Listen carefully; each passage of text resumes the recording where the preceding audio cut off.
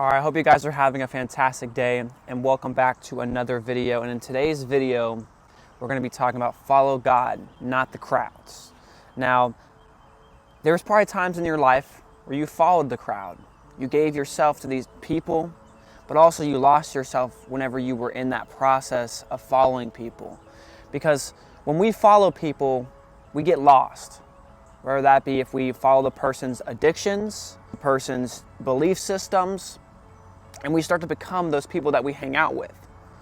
And this is what God says: you shall not follow a crowd to do evil, nor should you testify at a trial or in a dispute as a side with a crowd in order to pervert justice. And that's the thing, you don't have to fit in, okay? You don't have to fit in. But whenever you are in that area of your life, you feel like you have to basically meet these people's needs, you have to do what they do, or you're scared of what they are going to think about you.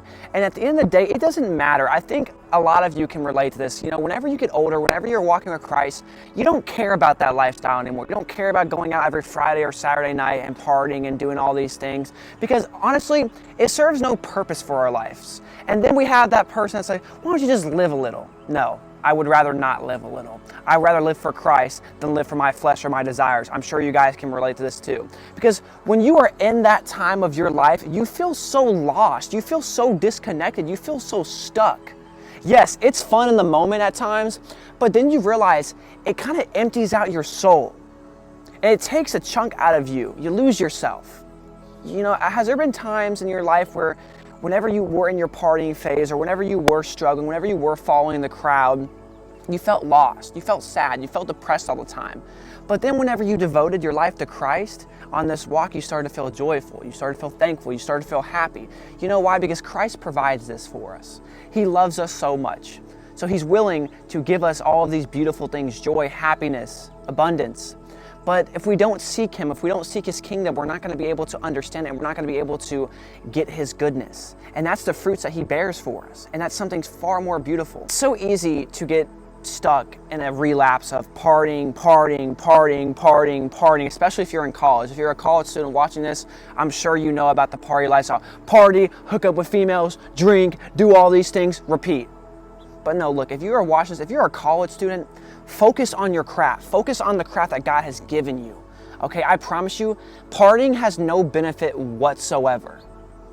It leaves you empty, it leaves you drained, and it leaves you confused. If you're doing it every weekend, you're not going to be fulfilled. And the real fulfillment comes with Christ. I'm telling you this right now because I used to party. I partied all back in my teenager years, okay? And it left me so broken and just lost. I'm going to give you some tips, 5 tips. Number 1, don't follow a bad crowd. And what I mean by this, don't follow people that party all the time. Don't follow people that have bad addictions. Don't follow people that are negative all the time, because I'm telling you right now, who you hang out with is who you will become. So if you hang out with a lot of people like this, you will adapt their addictions, you will adapt their belief systems, and you will adapt their mindset. So hang out with people that are good for your mental health. Hang out with people that want to succeed. Hang out with people that want to live for Christ and want to spread positivity and love. Number 2, don't let others persuade you to do wrong. If you are hanging out with people and they keep peer pressuring you, persuading, hey, do this, and like, oh, don't be, and like they're just calling you names, those are not your friends. I hate to break it to you, those are not your friends. Don't hang out with people like that, because I'm telling you right now, those are the people that will tempt your addictions and lead you down to a path of addiction as well too. So be very mindful of who you are surrounding yourself by and who persuades you. Now, if you have people that persuade you to do the right things, to better yourself, to grow closer with Christ, those are the people for you. Do what is right and fair. It's hard to do right sometimes, and it's hard to do fair, because sometimes we want our egos to be on a pedestal and we want to be right all the time. But always do what is right. Whenever you feel in your heart and your conscience and you feel that it is the right thing to do, that is the Holy Spirit speaking through you. Because the Holy Spirit will convict us if we do wrong. We already know this. So if we do something that is out of our character and out of the image of God, it is going to show and it's going to convict us. So be fair.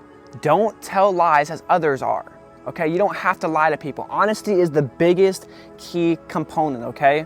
Be honest. And sometimes being honest is very scary, because we're scared of what other people will think. We're scared of people are going to be mad at us. We're scared that they're going to think that we're just like a bad person, right? So be honest with how you feel, but also be respectful and be mature in a way where you can express your honesty. And if the people are not liking that, and if they're giving you negativity towards it, remove yourself from the situation. Understand that, hey, you've tried what you tried, and you've tried to get out what you wanted to get out, but they just don't understand. So just remove yourself. Number 5, don't pass on gossip. Okay, we're not in middle school. What is the point? I don't understand what the point of gossiping about people. I know what it is. Gossiping is just an insecurity that comes from people that basically is an insecurity of themselves. So understand, when people are talking bad about each other, say basically, you know, you're talking to somebody and the other person leaves, and the other person just starts bad mouthing them. Don't give in to that. Honestly, okay, switch that gossip and say, hey, no, they're a great person. I love them. They're such a great person. And watch how that other person looks at you like, wait, what? And then they're gonna feel convicted, they're gonna feel bad. So understand, don't give in to gossip. It's not worth it, it's not cool, it doesn't matter, okay? So if someone's talking very hateful against somebody, turn it around and turn it into positivity, because positivity is better than negativity. Always remember that.